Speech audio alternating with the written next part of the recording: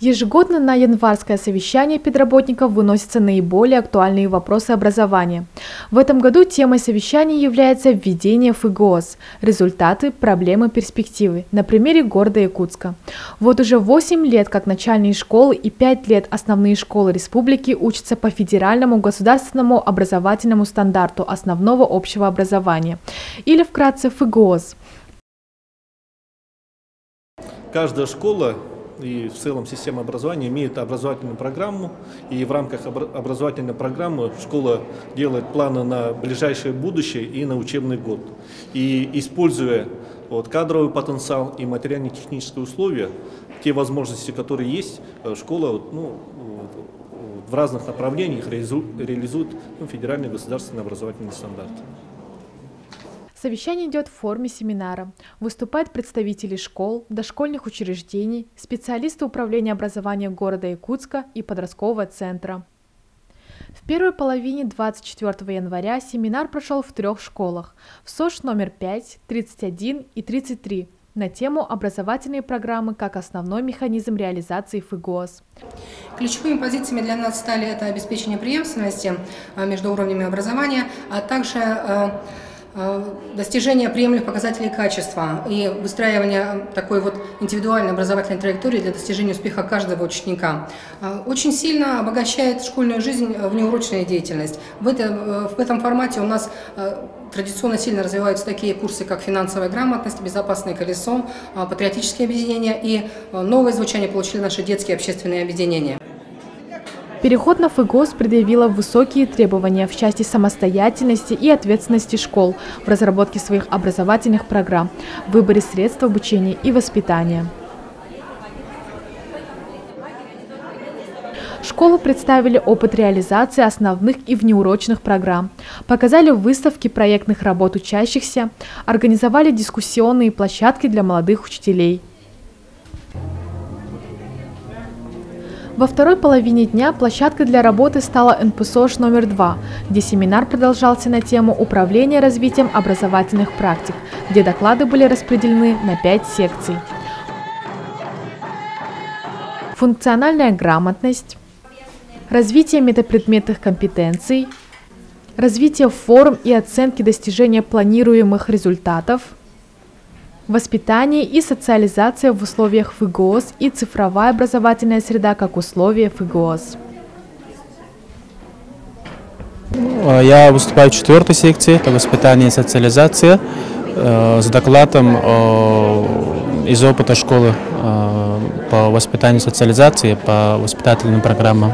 В нашей школе нынче будет 14 лет, это самая, так сказать, молодая школа в городе Якутске, и ее опыт очень ценен с точки зрения привития национальных ценностей, семьи, родины, да, и незыблемых ценностей вообще общества на родном языке и через родную культуру.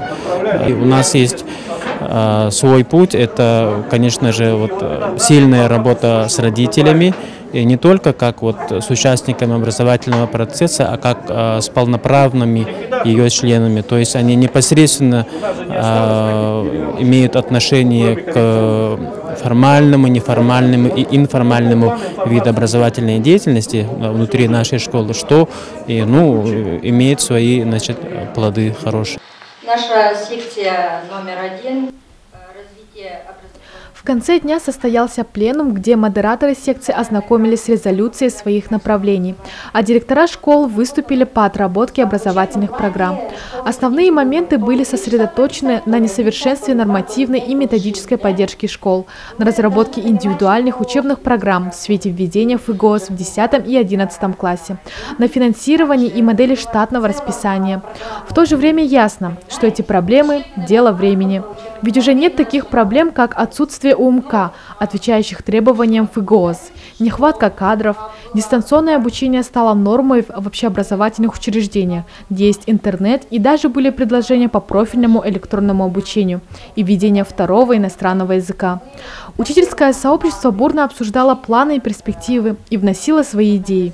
Ведь несмотря на то, что каждая школа самостоятельно в выборе программы будет эффективнее и целесообразнее работать согласованно для достижения единой цели.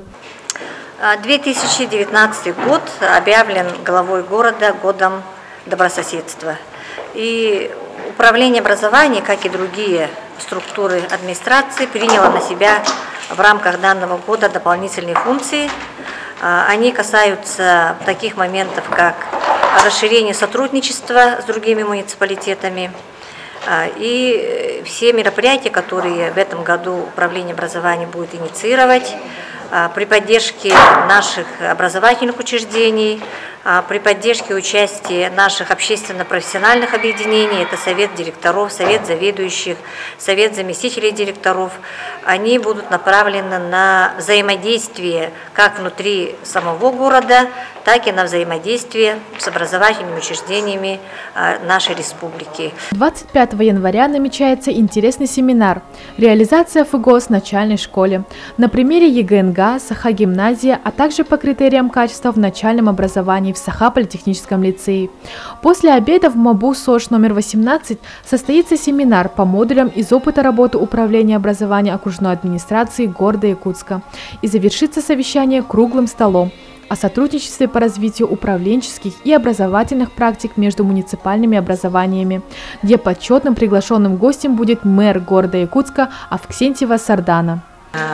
Данный семинар внес свою яркую изюминку в проведении январского совещания. Приняли участие начальники управления образования, заместители начальника, директора школ, завучи.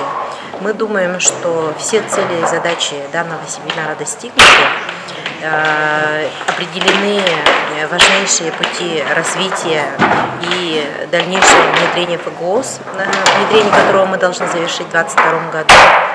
Вместе с городом Якутском мы наметили свои дальнейшие планы по проведению таких же семинаров и в будущем. Мне хотелось бы поблагодарить все образовательные организации, управление образования, администрацию города Якутска за активное участие и помощь в организации данного семинара. Всего в январском совещании приняло участие около 400 педработников. С вами была Татьяна Андреева, медиастудия НПСОЖ номер 2.